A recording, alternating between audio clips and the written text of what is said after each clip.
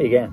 On the weekend we went up to Banjup, and there was a garden there called the Kwella garden, I think it was called. And basically they do open gardens every so often. And so if you go to Open Gardens WA, they open random gardens, like it's just people's gardens, and you go and have a look. And this garden was fantastic. So yeah, let me show you around.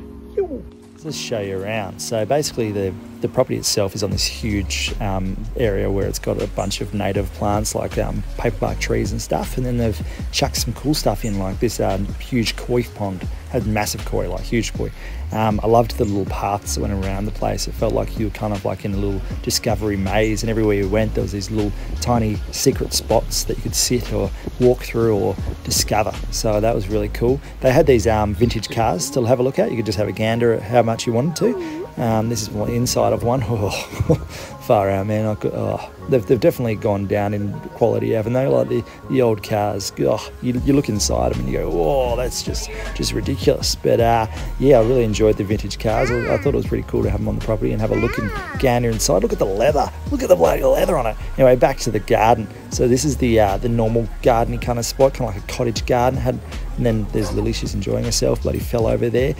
Some more native garden incorporated with like a cottage style, which I really liked. And then as you went around the corner here, sorry, I was just obsessed by this paperbark tree. It was bloody huge. But as you went around the corner, there was this fern section. Because the paperbark tree was so huge, you could have the shade over this, the ferns and stuff, which they made like a little shady area, which these undercover plants, which I really, really liked.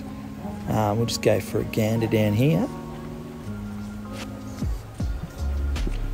And again, paperbark tree with a bloody elk horn in the middle of it. Like, I liked how they incorporated like nature with actual gardening stuff. And a few stalls, so there was a bit of honey. That wasn't plant sale. I thought it was, but it wasn't. They had some chooks, which Lilly was like frothing over. Bloody chooks out the back. I want to get some chooks myself, actually. And this is their veggie patch. I loved their veggie patch design. It had like it's a raised veggie patch, and it wasn't huge, but you can see by how many different veggies are in there. There's your tomatoes. I like the spiral tomato holder as well. It looked pretty sick. And then yeah, it had normal plants, and that's the other part of that shady fern section, which I really enjoyed. And then yeah, they had pumpkins. Like, there was no shortage of food and produce here if you were hungry. You know what I mean? I didn't grab anything, but this is the native maize. So you walked down this section, and they had basically left the bushland. There was a honey beehive there, which was cool.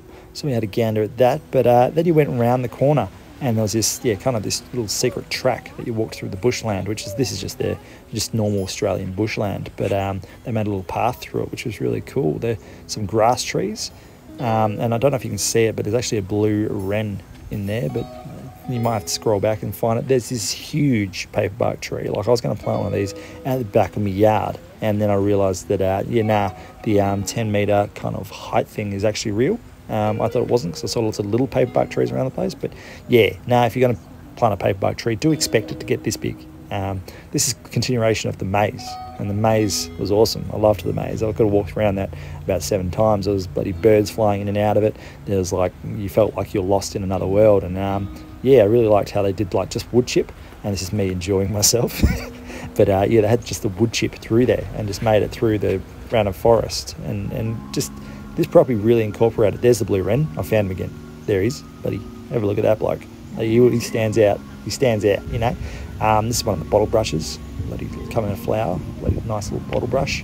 And then yeah, they had some Gavilia in there. They had some. These are ones that they've planted, and they've made like hedge bowls. So they've got the native thing around the corner, and then they've got their own natives that they planted themselves. And this is like a little kind of frog pond thing I really liked. And back with the walk, this walk goes, this is the other section that goes around the back of their house. So it's all, as I'm saying, it's like native verse kind of gardens that have kept it, and they've just put wood chips through the middle, and I just really like that. This is me filming upside down by accident. It's not ideal, but it gives another perspective, I suppose, which is quite exciting. This is actually succulent. And these succulents are really good for keeping, like if a fire comes, because they're actually mostly water-based. So they're actually recommended to actually plant these to prevent fire. So I'm not sure if they've done that for that reason, but you know, this is kangaroo paw, the biggest kangaroo paws that I've seen for a while. Absolutely beautiful. This is like their cottage garden section. This is on the front of their house. And if you look at where the carport is, that's where we're having our scones later on. But I really liked how they had this cottage kind of garden in between the natives. It looks pretty sick.